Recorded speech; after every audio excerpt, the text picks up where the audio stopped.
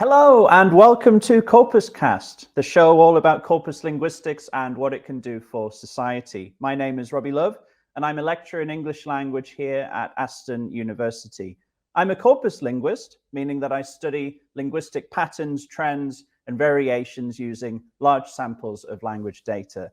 So on behalf of the Aston Corpus Linguistics Research Group, welcome to the show. And as you can see, I'm coming to you from a new setting, the Corpus Cast studio, if you will, where occasionally in the series, I'll be lucky enough to meet guests face to face. So this is our first episode from the studio, so do bear with us as we get used to working in this different format. In each episode of Corpus Cast, I interview top researchers in the field to find out more about how corpus linguistics can be applied to a diverse range of areas. In this episode, our topic is literary linguistics. Now, fiction is a big part of many of our lives, and many people enjoy nothing more than sitting down with a good book and getting lost in a fictional world. But for many, growing up and attending school, the study of literature is often considered to be completely separate to the study of language. Well, not for my guest today, and many other researchers in the field of literary linguistics, which is all about the application of linguistic theories and methods, including corpus linguistics, to literary texts. So to tell me more about this, I'm thrilled to be joined by Professor Michaela Mahlberg, Professor of Corpus Linguistics and Director of the Center for Corpus Research at the University of Birmingham. Michaela's research focuses on the interface of language and literature.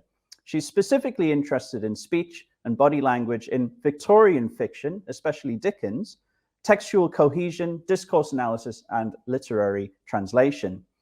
Beyond the study of fiction, Michaela is a well-known face in corpus linguistics. She's the editor of one of the biggest journals in the field, the International Journal of Corpus Linguistics, and she is a co-editor of the Corpus and Discourse book series with Gavin Brooks. Michaela is a prolific and widely published researcher, and the author of books including Corpus Stylistics and Dickens Fiction, and co-editor of Corpus Linguistics, Context and Culture with Viola Wiegand. She's also a fellow podcaster, and she's a host of Life and Language, a podcast about life and why language matters, which I'm sure we'll hear more about later on. But without any further ado, let's please welcome to Corpus Cast, Michaela Mahlberg. Hello, Michaela. Hi. It's great to see you. Hi. And thank you very much for coming and doing this face-to-face. This is the first time we've done this, so really appreciate you popping down the road from the University of Birmingham and joining us in the, I'm calling it the Corpus Cast Studios. It's not really. That's a nice place. We'll call it that, yeah. Thank you for having me, Robbie. That's really, thank you for coming on. It's great to have you. Let's jump into it then. The question that I ask everybody at the beginning of these conversations: what does corpus linguistics mean to you? Yeah, that's quite a big question for the beginning. You know, yeah, that's something we could end up with at the end. But it's really, corpus linguistics to me is really a good way of studying how we use language to make sense of the world. You know, it's very tempting to say, when you start explaining corpus linguistics, it's very tempting to start with methods and saying, oh, there are these computers that we can use and it's all fabulous. I think to me, it's really important to start with the understanding of language that we have, so that corpus linguistics then makes sense.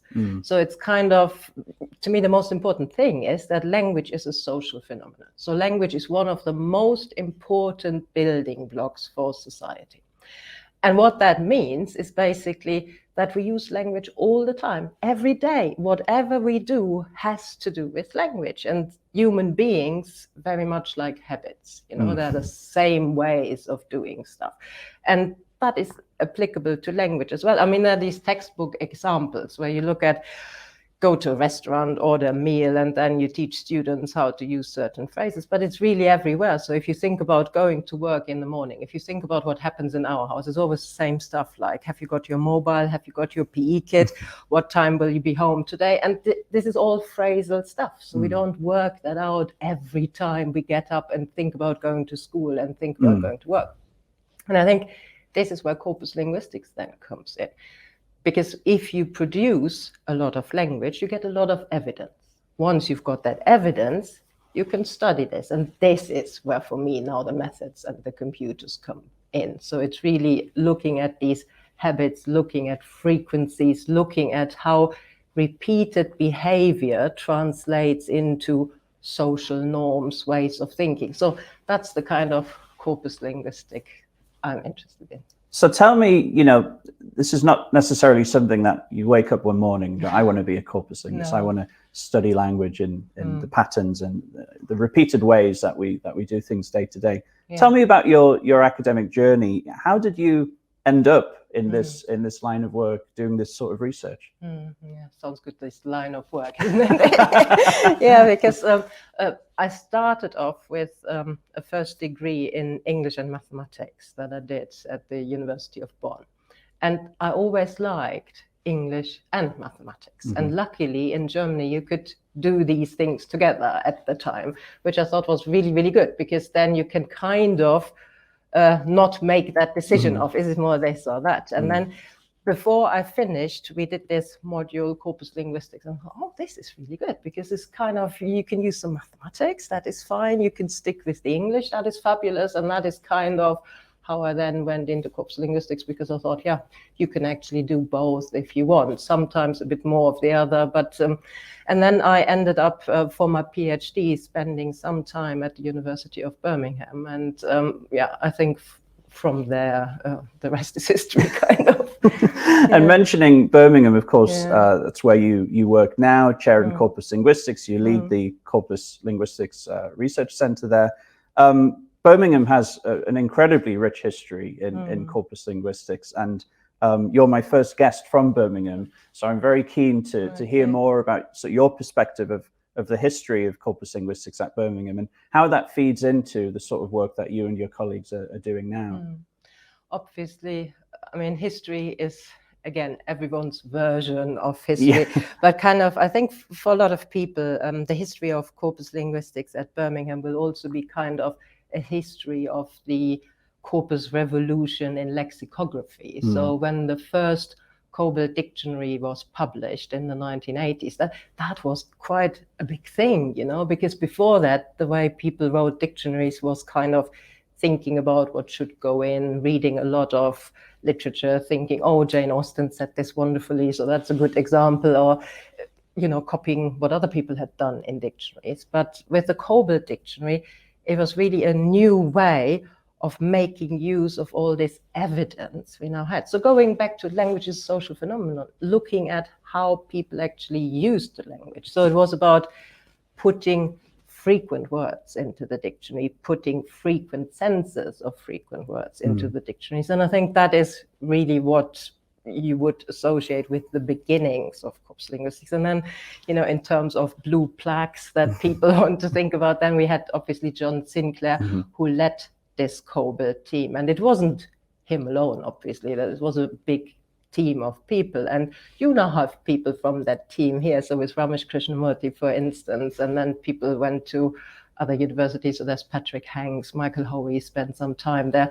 So this is all kind of part of it. And then, yeah, corpus linguistics also changes with the people who do it, because everyone brings their individual interests to it. So when then Wolfgang Teubert came to the University of Birmingham, he had quite different interests, and especially this idea of, you know, the discourse and how you get meaning from the discourse.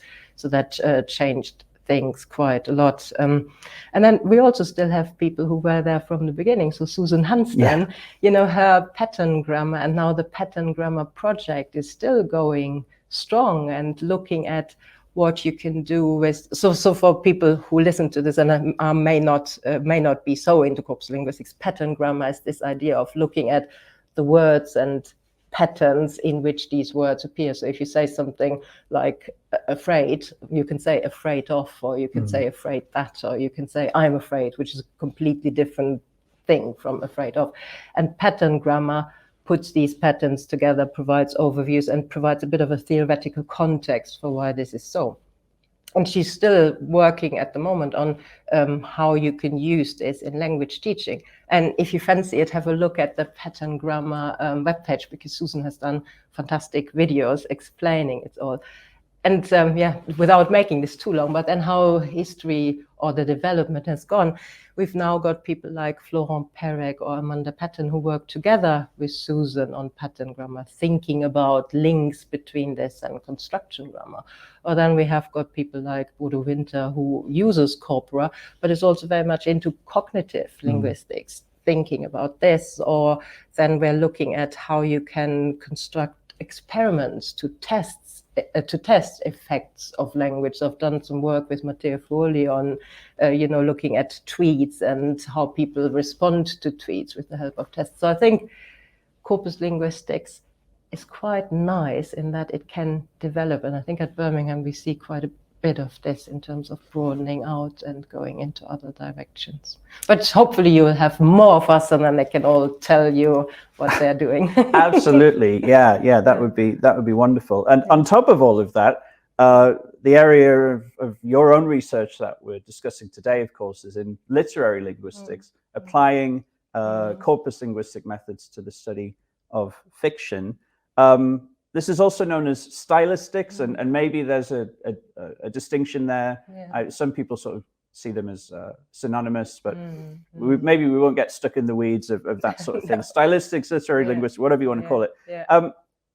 How is the study of literature enhanced by linguistic theory? Robbie, that is a very leading question, isn't it? Well, first of all, is it enhanced? Yeah, exactly. There's some directionality. There's bias in language all the time. So, but it's interesting how you asked that question, because that immediately assumes that the study of literature and the study of language are different things. And that is something that I personally feel is just the result of how people thought they needed to structure English departments. You've got the linguists down that side of the corridor, and then your literary folks somewhere there. But actually, to me, this belongs together. And I think Jeff Leach and Mick Short explain this brilliantly in their Style and Fiction book, where they look at Spitzer's philological circle, where they say, you can look at a text as a work of art and then see what kind of impression does this leave on you. How do you respond to it as some kind of artistic product? Or you can look at it as a sample of the language, and then you can say, how many nouns do I have? What do the adjectives do? And both of that is okay. And you can go in a circle and say, I first look at this, try to find an explanation. And I think that is where it should come together. And so basically what I've said in response to your question now is that you can't ask the question like this, but that's okay. Okay, point taken.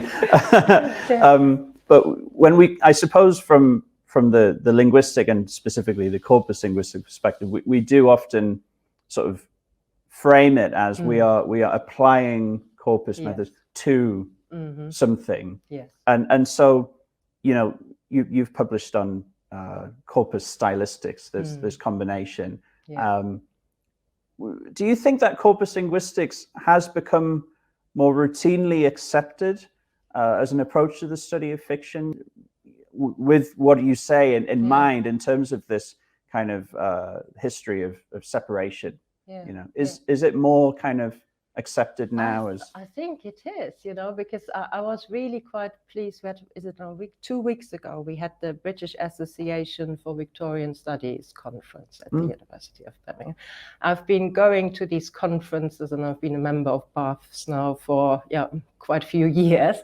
And what I find quite amazing is how now more recently you bump into more and more people who say, oh, I've tried this out and I've run a little concordance here and I've actually come across this tool. And I think that is really quite a good thing. So every time I'm very happy to see someone who does this. And so I think, it has a huge effect. It is massively helpful in a way. I think what is more difficult probably is the position between corpus stylistics and then digital humanities. And you had an episode on digital humanities as well. And I think that is probably where we have a lot more work to do so that people actually talk better with each other and see that we're not living in parallel universes, but actually do a lot of the same stuff, only use different terms to talk about it. So. And we'll talk about it a little bit later about sort of the practicalities of ways that we can access fictional text with these methods. But I want to ask you first, because you know, you look at your list of publications and there's a certain author's name that appears over and over and over again, Charles Dickens. Yeah, yeah.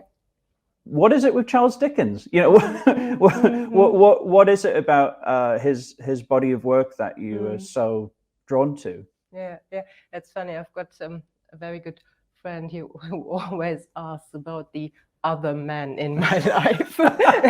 so my husband is already used to this. So, but Dickens is kind of, it's also somehow, it always starts with what you encountered at university, I feel. So I did at the University of Exeter, I did a fantastic module on Charles Dickens. And, you know, we had this lecturer, Chris Brooks, and he was absolutely wonderful. And he made us read a novel every week. You know, read a Dickens novel every week. You know, that is quite wow. And so I really had this intense exposure to a lot of, and then when you do corpus linguistics at the same time, you see things like repetitions a lot more. And Dickens is also someone who is really famous for repetition.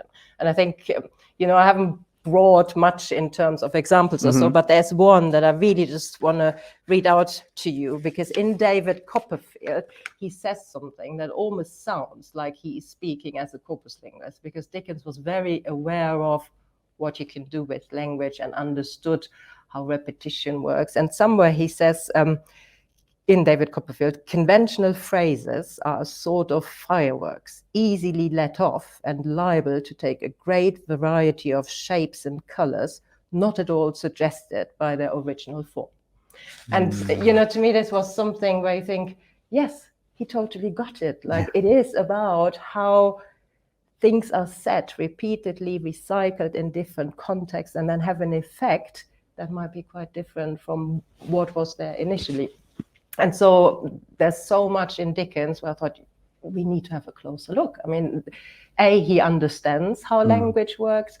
He's produced an awful lot, which is, you will know this, when you create a corpus, it is better you have a lot of data. And Dickens was just fabulous for this. And this is kind of how I thought I need to look into this more. And that quote there, you know, almost sounds like it could have been written by somebody many, many years later, talking about semantic prosody, for example. You're right, he got it. Are there any sort of particular examples of patterns, maybe in a particular novel, where you sort of saw that and went, oh, okay, this is very interesting, and it proves why corpus approaches can be so useful for studying this sort of text? Yeah, no, I think what Dickens is really the master of is using things in language that are used by a lot of other people as well, but then putting them together in such a way. So, and this is why I got so into body language, because body language is where you can see this really very, very convincingly, because what you get in Dickens, or when literary critics look at Dickens, they always focus on these strange or odd characters, you know, that behave in some kind of odd way, stand on one leg, put their head to one side, do something that looks rather weird if you think about how would that look in the real world. But these examples are so good because Dickens does the range. So he also describes body language that was very common at the time, that is described in other authors as well. And then he has this line of using very common patterns and putting them together in very exceptional ways, and that really then gives a fantastic effect. So he has a lot of these you know, where you've got ing forms, like he said nodding his head, you know, or he said putting his hand in his pockets, or, you know, and these are common across 19th century fiction. So it's not particularly Dickensian. But the funny thing is, when you only have one little extract and see one example, you think, wow, Dickens is brilliant. Look at how he used this ing form. But then if you compare it to a lot of other texts, you see, this is a typical way of using the ing form in, you know, 19th century fiction. but Dickens just puts it together now with some other things, and that is the effect. And yeah. So let's talk about how you and your team access these sorts of patterns, and also help others access these patterns. You, for a few years now, have led on the development of a web app called Click. Click Fiction. I think it was originally called Click Dickens, and then suddenly things other than Dickens appeared, and it sort of broadened out over time. This is a freely available online tool. What does it offer, and who is it for? Yeah. Okay. So we started off, and I think that is important, that originally the ideas were ideas that were developed together with Peter Stockwell, you know. So Peter, for quite a long time, was saying things about corpus linguistics that I wasn't quite agreeing with. And I think he likes to be provocative in that way. And then we at some point thought, you know, we really need to talk a little bit more to each other. And now Peter does corpus linguistics and can handle Click and all the rest of it. And I'm also getting more to that understanding where for him it was a point of contention. So Click has really been designed with thinking about not just corpus linguists, but also literary scholars. So what is the stuff that they would be interested in? How would they wish to look at the text? Do we need to present the text in a different format if we try to read it really as a novel? So one of the things that was crucial for Click is that the texts that are in Click, they're all annotated for this distinction between fictional speech and non-fictional speech. So we we marked up everything that is within quotation marks, and we called this quotes, short, and then everything that is outside of quotation marks is just non-quotes. And that in Victorian fiction, that works really rather well. I mean, it wouldn't necessarily in contemporary fiction, but there it's very often then direct speech rather than direct thought or writing presentation. And then you can search concordances in the fictional speech sections. And we've also then marked up things in between fictional speech and another bit of fictional speech where the narrator comes in and interrupts. So you have something like a character system and blah, blah, blah, blah. And then the narrator comes in and says, said Mr. Pickwick, nodding his head, and then Mr. Pickwick continues talking. And these are places that, you know, if you do a if you do a corpus analysis, generally, that's not something people would be necessarily interested in. If you study fiction, however, it is really interesting, because then you have these different levels of fictional characters in the speech situation, the narrator coming in, commenting on this situation. So you have different ways of searching your concordances, and that was important to us. I think that's a really interesting point you've made there. And in the interest of balance, I think this is an example of ideas from literary study being applied, that potentially being applied the other way around, because the work that you've done in looking at, I think you call them suspensions, these little bits in between where you get a reporting verb, and you might have said as being the neutral, if there is such a thing, but of course that could be yelled, cried, etc. This sort of thing is applied now routinely in, you know, studies of news discourse, where elements of evaluation can be brought in by how speech is being reported. So how do you see that? I guess this is sort of leading to a broader question of the applicability of literary thinking to, dare I say, real world issues, but it's quite topical, you know, talking about the value of literary study. So how do you sort of see that relationship kind of looking the other way, coming from literature and literary thinking being applied to language? Maybe on that suspended quotations, just quickly, that came from a book from Mark Lambert. He published that book in the 1980s or so on Dickens and the suspended quotation, and he just did all this by hand, like pulling them out, counting them, you know. This is where it comes from.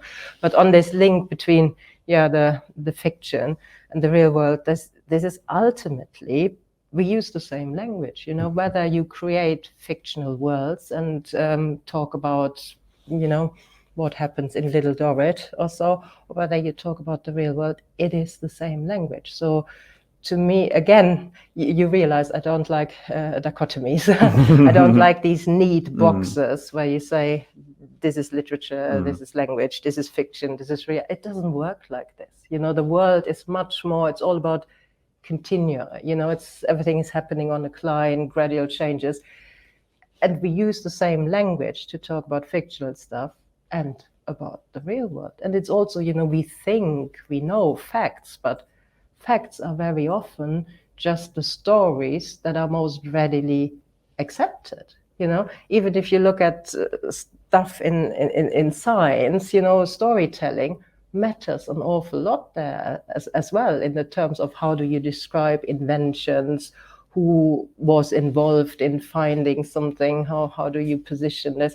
Or if you look at history is also about, you know, the stories, the narratives, and how you tell things. And that then connects very much to literary history.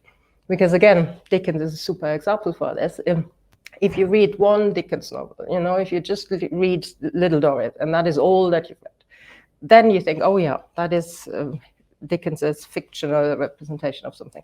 If you read all of Dickens's novels, you see there are things that happen again, appear again. If you read a lot of Victorian fiction, you get not just literary history, but you also get cultural history. You get this overlap between fiction and reality, because the way people are described in fiction relates to how people saw the world, you know, and I think this is really, really important. And that is also something we today shouldn't forget when we think about news reporting, for instance. This is, you know, then in news you would talk about framing or so, but that is also making a selection and seeing the world in a particular way. So again, it's all a climb. So in the context of what we've seen in recent months and years, I suppose, this ideological attack on English departments at university, we've seen, you know, even this year, some really, you know, sad cases where unfortunately departments have closed, and there's this sense of, you know, value and a lot of ideological perspectives about employability and contributing to real world problems.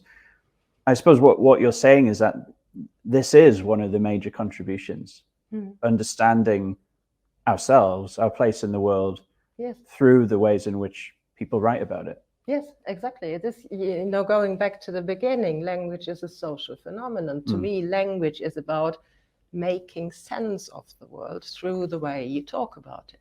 And you need fiction for this, because fiction is a place where you can think alternative realities, where you can think about different class systems, if you wish, where you can think about different political systems.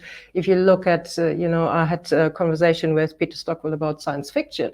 If you look at certain type of inventions, you know, how things start off in science fiction and then what happens later on in the world isn't so different. You know, you need this safe space where you can just think every thought you want to think, and that can then lead to creativity in the real world. And this political, I know the Mickey Mouse rhetoric is back, isn't it? Yeah. Oh, you know, when I have another cab driver asking me, you work in art, so there's one of these Mickey Mouse subjects, you know, taking me to examine a PhD somewhere, but it's okay.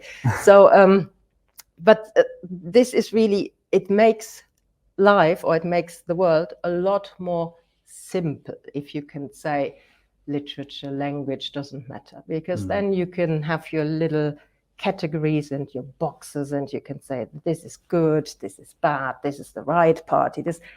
But as soon as you open them and allow the language, then you have to be critical, then you have to question. And this is why for political ideology, it's not good. If you question a system, that's not good for the system. So it's better to close down the English degree, because then people start thinking, you know, independent thought. Who wants that? So I think we now need literature, language, arts and humanities degrees probably more than ever, because it's so dangerous if you just go along with what people say the world is like. You need to question. And literature is also about, it's about perspective taking. isn't it? If you look at the trouble that we have in this country at the moment in terms of othering and looking at people, you know, this whole us and them, and you can have so many categories in which that happens. This is a lack of ability to take other people's perspective, because you just have your terms, your way of thinking. And literature is a prime example of where you get drawn in, experience stuff in a way that a character does, see the world from a different perspective. If you close that down, yes, it is simple, but it's also dangerous, very dangerous. And one of the ways of encouraging people to take, you know, an arts or a humanities subject like English more seriously is to make it more accessible, the sort of the practical applications. And I want to go back to Click because, you know, this is a tool that is very useful for researchers, but also, you know, I've used it myself. I've taught with it myself, and it's very user friendly. And so, is there another target audience of getting it into schools? You know, A-level students, GCSE English students. You know, they can pick their favorite Dickens novel. Mine probably, you know, a bit basic, but Oliver Twist. It's a very good one. Absolutely. Actually, I was in a production of Oliver Twist the musical when I was younger, so I've got a special connection with that. I'm not going to break out in a song, don't worry. But are you, you know, is it something that you're encouraging schools to use and just sort of play and explore and see what they make of it? Absolutely, yeah. We've done a lot of work with fantastic schools, and you know what makes me personally very, very happy is when you then have teachers who kind of find it themselves and do activities with it themselves, and then you just stumble across these activities because sometimes they share them on Twitter and you, oh, there's someone, this is fantastic, you know, because you then see how people really, you know, do something with it that is helpful for them in that particular context. You know, things that, activities that we've done a lot with teacher training groups, or also in schools with actual pupils, as A Christmas Carol is one that is absolutely wonderful to explore with Click, because there you have such a nice text structure in terms of how Scrooge changes from the beginning to the end. And that is something that with distribution plots and then concordance analysis, you can really very, very nicely do. And so there are a lot of things that you can do in this way. And we also have one corpus that is the direct result of the engagement with, you know, people who teach. We call this arts corpus, additionally requested text. So that was kind of like, we thought we have all these things in Click, and then teachers came to us and said, this is all good and well, but what we really want is this, this, and that. And then we created this corpus in response to, you know, texts that are then more GCSE or A-level texts. And so, yeah, no, I think there's a lot that can be done with this. And another angle to it is also, and that brings us back to the Mickey Mouse rhetoric. You know, when these arguments are wheeled out to say, it's all STEM and everything has to be data science and computer science and all the rest of it. If you look at things like Click, these are also examples to say how it all belongs together. You know, and we had a couple of really nice experiences where we then had in school children who weren't so interested necessarily in the literature, but actually they liked playing at the computer. And you know, so it was the same with my son. When he first looked at things, he said, "Mommy, how do you play this game?" So it's a bit how you can bring things together as well. So what's the future development of Click looking like? You mentioned that people are now requesting texts. Are there restrictions? I guess this is sort of a broader corpusy question. You know, obviously there are copyright issues and older texts from centuries ago. You know, I don't know but clearly you can just take them after a certain period of time.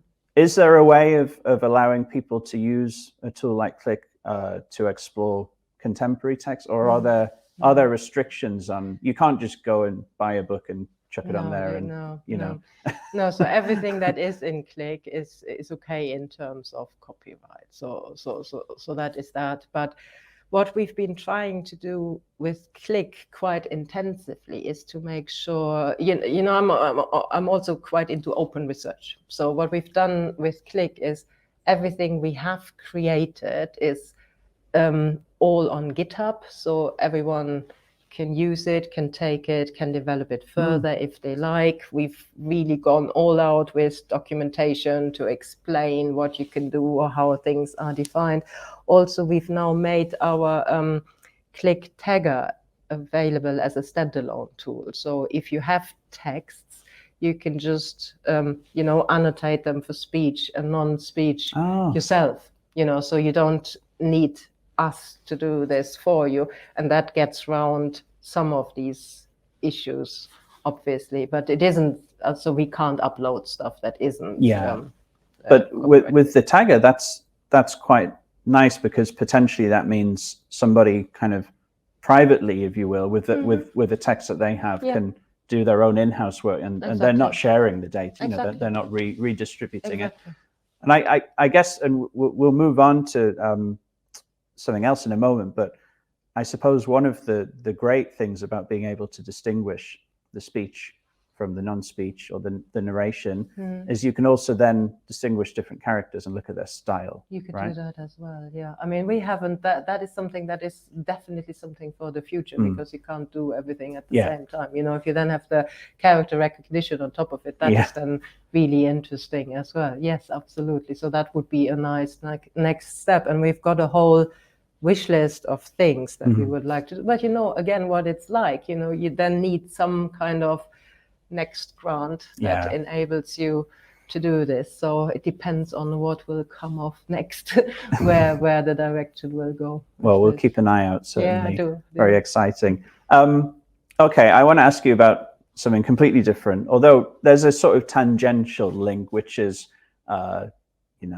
making thoughts about language accessible to the public. You have your own podcast, right?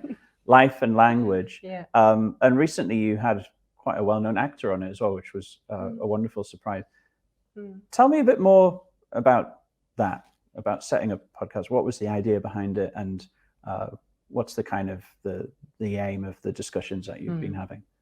So it's kind of, the strapline is a podcast about life and how language matters. So this really started off from the idea to say, again, it all goes back to language as a social phenomenon. I was looking at, language is everywhere. People use it all the time. Everyone has got something to say about language. There are all sorts of advice books on how to, and courses on how to use language, but not necessarily all the time would people make connections to linguistics, and that is something I thought that there must be a way of getting in there. And I thought so I had various ideas for how I could do this podcast. And then in the end, I thought I want to make it really not explicitly linguistic as an explainer podcast. You could have done this as well, to say, today I take this topic and then I explain this thing. But I really didn't want to do this, because I think, and this is getting broader, but this is also important for corpus linguistics. We need to learn how to listen better, so that we can understand what are people interested in when they're dealing with language, because there are then all the projects that we as corpus linguists could do. So I thought I try and do a podcast where I talk to people about what they do and ask questions in such a way that I can get insights about how they think about language. They don't necessarily all see these conversations in that way. And, one that was really, really interesting was, the response after the podcast was when Alice Roberts said to me, look, this was, the way you asked these questions, and you made me think about my own writing in a completely different, I've never looked at it like this before. And I thought, to me, that is the interesting bit. So to try and work out, how does language matter to people, without saying I'm doing a linguistic analysis of your language and I'm using this in a study. Obviously, full disclosure, as you can imagine, there's something working in the background behind this. So watch this space, but I'm not sharing explicitly yet how that will turn out. Anyway, to me, it's really the fun of listening and working out what people do with language. And then now the way it has developed is I then get little thematic strands. So I've done a sequence of, looking at poetry, science fiction, fantasy fiction, historical fiction, to kind of look at different ways how you deal with the world in this language context. And there will be another little sequence coming up where I look at business stories and see how that all connects. But it's really the idea behind it is trying to get at why is language so important and asking these questions to then understand more than telling people, and then watch this space for where this will lead. I look forward to that.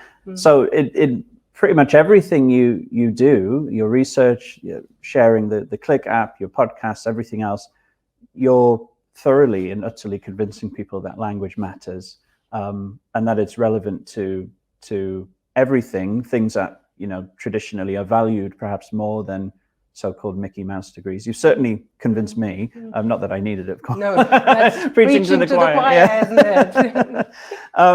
This has been really interesting. We're gonna start to wrap up now, and I'm gonna ask you 3 quick questions that I ask all my guests. Let's see whether I can quick answer. Yeah, exactly. We'll see how we go. So we're zooming out from literary linguistics and just talking more broadly about corpus linguistics now. So what's the biggest change that you've noticed in corpus research since the beginning of your career? Probably the way people used methods. So I think at the beginning, reading concordances was a really big thing. And when I started going to conferences, you would always see slides, or then OHPs, at this point, where people had concordances on and they showed what was happening, and then kind of moved away from this, became a lot more quantitative, a lot more statistical, and people got more into different tools and all the rest of it. So I think that was quite a change, and I'm hoping that I'm seeing a little bit of a rethinking this and maybe going back to the reading concordance. That is certainly something I'm very keen on seeing again. So we're repositioning the text at the core of what we do. And that's the language and literature for me. It's always been there. It's never gone away. But I think overall in our field, maybe a little bit. And I'm looking forward to welcoming people to the text again. Brilliant. Question 2. Yeah. What is the biggest misconception of corpus linguistics that you've encountered? Oh, that's a difficult question. But I think, I think if you could call this a misconception, you hear people often say, or broad brush writing, corpus linguistics adds objectivity to what you do, and it makes it all systematic and objective. That is a misconception, because it's no more objective than anything else is objective, but you just place the decision making at a different point. It's in the corpus compilation, it's in the choice of the tool, but you still need subjectivity, otherwise it doesn't work. So I think that for me is the greatest, when people then say, now I'm doing a corpus study, this is totally objective, and now I tell you all about how the language works. And finally, what's the future for corpus linguistics? How will it make an impact on the world in the future? Going back to the beginning, to the language is a social phenomenon, also the stuff that I'm trying to do with the podcast, I would hope that we can get to a point where it can really make an impact on really every area. Language is everywhere. And if we as corpus linguists find a way of explaining what we do, and it's a good job that you are doing this, so it's really good to see taking this out and explaining in that kind of regard. So I think the impact can really happen in every area, but there's a slight challenge to this, and this is always with calling it corpus linguistics, I don't think is a very happy choice. I'm actually getting to the stage where I'm almost advocating to drop the corpus. It's the linguistics of the 21st century, isn't it? In a world that is all digital, where you have to deal with data and where you have to make sense of language and data, doing proper linguistics will have to use corpus methods. And, you know, this is also, you know, where for me the life and language, you know, you see where the agenda is behind it all. But I think, yeah, that is where our potential lies. I think you've prompted me to introduce a new question for future episodes, which is, do we need to call it corpus linguistics anymore? Yeah. I feel like we're maybe going off on a bit of a rant, not a rant, but I'm early in my career. I've been doing this for a few years. And I've noticed that we seem to be obsessed with making sure that everybody knows that it's a corpus-based study. I don't say I'm guilty of it. I don't know whether I negatively evaluate it or not, but it's something I've noticed that I don't really see with other methods. But you know what the corpus study are because it's in the title of the paper. Yes. You know, topic, colon, a corpus-based analysis of X, Y, and Z. Yeah. We seem to be stuck in a loop of telling people what corpus linguistics is, as if they have never heard of it before. I wonder when do we stop? And this is part, you know, this whole thing is part of that sort of introducing. But when is it that we kind of go, okay, we can assume that it's established enough. We don't need to start from scratch and say corpus linguistics is blah blah blah blah blah. Yeah. The method is not so important as the substance of the research. I don't know if you sort of have thoughts about that. No, wonderful. God, that's a wonderful question, because I think I'm doing a Dickens here now in terms of repeating for another time. That is what I meant at the beginning with, you know, for me, corpus linguistics starts with the way we see language. The methods are secondary. You know, there was a period in corpus linguistics where people always said corpus linguistics is a method. I've always said you need corpus theoretical stuff. I've written a book that has got that in the title, and maybe at the time people weren't so keen on it, and I'm hoping maybe now that people are getting to this, maybe some people will look at this again and think, you know what, actually, because if you start with how you look at the language, if you think about, you know, the patterns, the generalizability, the social norms, if you start with this, there is no need to constantly emphasize that you use computers. And especially now that the world is all digital, there is no need to do this. I think what we really need is more linguistics in data science, more linguistics in AI. We don't need more AI methods in corpus linguistics. We need to remind ourselves that we are experts in language. And that is the strength, and this is where we can have this impact and really do something. There we go. There's our call to action. And with that, we will wrap things up before we go on a million rants about all sorts of things. So thank you to our listeners and viewers of Corpus Cast. Thank you for joining us, however you've accessed us, whether that's on YouTube, Spotify, Google Podcasts, Podcast Addict, or Podchaser. Please do let us know your thoughts about this and other episodes using the hashtag CorpusCast, and make sure to check out the Aston Corpus Linguistics Research Group on Twitter at Aston Corpus, and you can even email us now at corpus@aston.ac.uk. I'm the only one reading that inbox at the moment, but hopefully over time more people will. Corpus Cast is an Aston Originals podcast written and hosted by me, Robbie Love, and produced by Sam Cook. So thank you again for listening and watching, and thank you, Michaela Mahlberg, University of Birmingham, for being such a wonderful guest. It's been really good to speak to you today. Thank you, Robbie, for having me. Thank you. Thanks a lot. Bye-bye.